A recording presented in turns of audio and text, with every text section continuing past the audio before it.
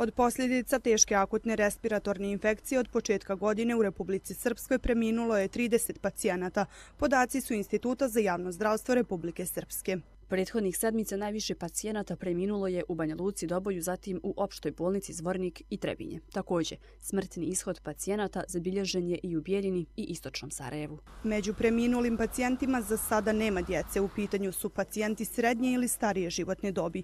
Ministar zdravlja Alen Šerenić ističe da virus gripa još uvijek nema epidemiološki karakter. Proglašenje epidemije gripa podrazumijeva prije svega praćenje podataka koji se odnose na prošlu godinu i epidemija se proglašava prema zakonu prema određenom području, zavisno od toga da li je broj oboljelih na tom području veći u odnosu na prethodnu godinu. S obzirom da u ovom trenutku mi imamo 1% oboljelih od oboljenja sličnih gripu u odnosu na cijelu populaciju, za sada nema potrebe da se to proglašava i to je preporuka Instituta za javno zdravstvo.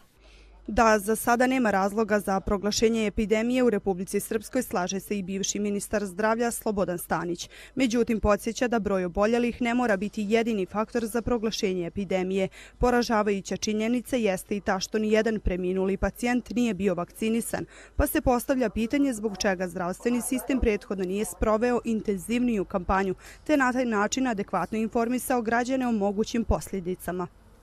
Autonomno je pravo pacijenta da li će primiti ili neće primiti tu vakcinu. Međutim, da bi pacijent donio tu autonomnu odluku da li će primiti ili neće, zdravstveni sistem, prvenstveno mislim na primarnu zdravstvenu zaštitu, ali na ostale segmente zdravstvenog sistema, morali su pacijenta bilo koga, građana, informisati da kod njega postoji komorbiditet, da slijedi neki opasan soj gripe i da može doći, ukoliko se ne vakciniše, do neželjenih posljedica. Iz Instituta za javno zdravstvo potvrđeno je da su prethodnih godina nabavljali po 15.000 vakcina, ali za one pacijente koji su oslobođeni plaćanja iste, dok je u isto vrijeme za komercijalne svrhe institut nabavljao između 1.600 i 2.000 doza.